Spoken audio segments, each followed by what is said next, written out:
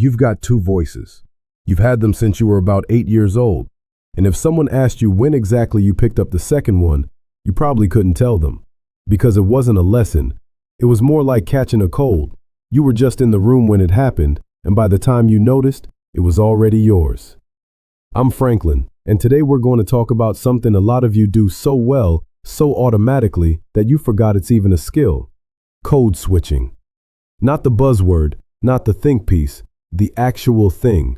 The moment your voice changes before your brain even catches up. And what's wild is, most of you learned it before you were old enough to drive. Let's start with where you are right now. You're at work, or on a call, or in a meeting. And without even thinking about it, your voice shifts. Your tone lifts a little.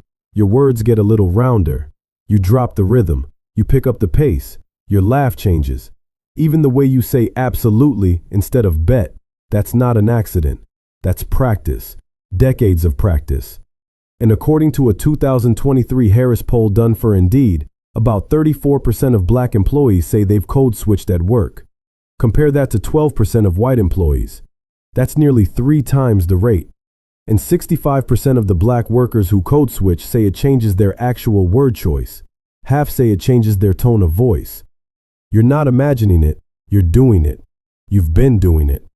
And the wildest part?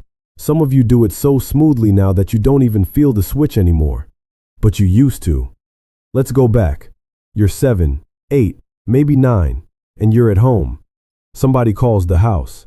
Your mama picks up the phone, or your auntie, or your older sister. Doesn't matter who. What matters is what happened next. The second they heard that phone ring, something changed. Their whole voice shifted, went up about half an octave, got crisp, got polished. Suddenly it was, "Hello, this is the Johnson residence." Full sentence, full diction. And then they'd hang up and go right back to talking the way they were talking 30 seconds ago.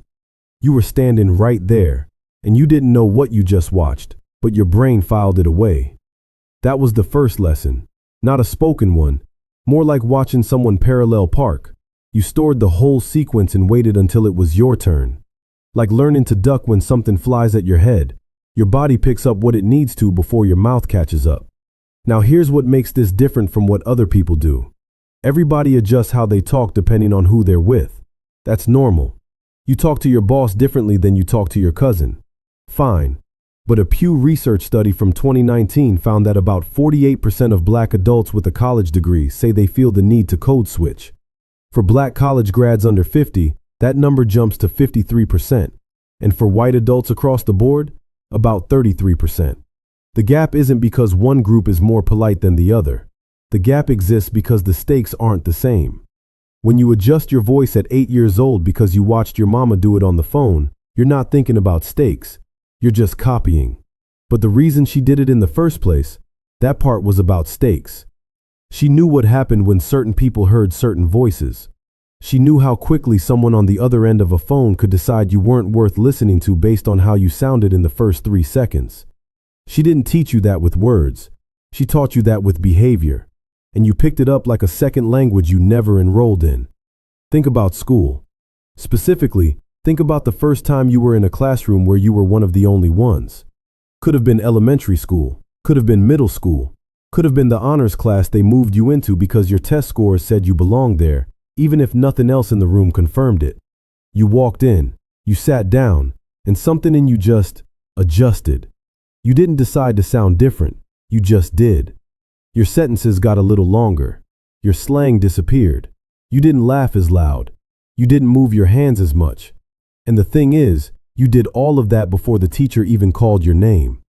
That adjustment, that automatic edit, psychologists call it self-protective code switching.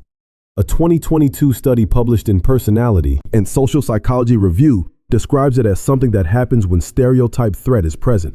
Your brain picks up on the fact that people in the room might already have an idea of who you are before you open your mouth.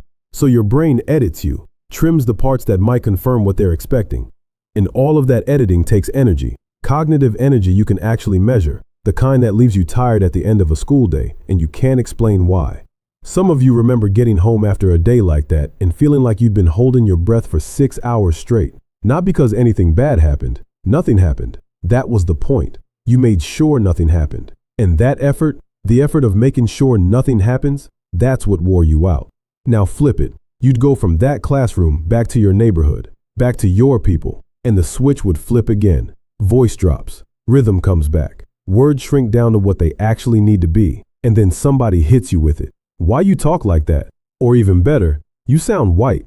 And now you're standing in the middle of two worlds that both want something different from you. One world says, talk like this or we won't take you seriously. The other says, talk like that and we won't claim you. So what do? At 9, 10, 11 years old, you build a second version of yourself, a different channel, and you learn to switch between them so fast that eventually the switching itself becomes invisible. Here's the thing that doesn't get talked about enough. A lot of you didn't just learn to switch your voice. You learned to switch your face, your posture, your energy, the way you walk into a room, the way you sit in a chair, the way you eat lunch. Some of you learned to laugh differently depending on who was sitting at the table, and the only textbook for that was watching what happened to people who got it wrong. You saw the kid who didn't adjust. You saw how they got treated, and your brain said, not me. That's engineering. You reverse engineered a social system by watching the failures and building the opposite. And it worked. That's the part people skip over. It worked. You got the grade. You got the job. You got through the interview. You got the promotion. You got the seat at the table. That second voice, it opened doors. And a lot of you are grateful for it because you know what's on the other side of not having it. But gratitude and exhaustion can live in the same house. Researchers at the University of Michigan found that Black professionals who frequently code switch, especially in workplaces where they're one of a few, report higher levels of what they call vigilance. That's the constant low-hum awareness of how you're being perceived. Something closer to awareness than anything else. The kind of awareness that makes you proofread an email 4 times before you send it. Not for typos, for tone. Because you know that the same sentence written by someone else would land differently coming from you. That awareness takes energy, and that energy adds up. Over days, weeks, years, decades, it adds up. And here's where it gets funny. Not ha-ha funny. Funny in the way only people who've lived it can laugh about it. You ever catch yourself code switching when there's nobody even in the room? You're on the phone with customer service, alone in your car, and that voice kicks in anyway. You hear yourself say, yes, hi, I was calling in reference to my account. And part of your brain is like, who is this person? But you keep going, because by now, that voice isn't a costume. It's a reflex. You built it so well it runs on its own. Some of you can pinpoint the exact moment the switch became permanent. Maybe it was the first job, the real one,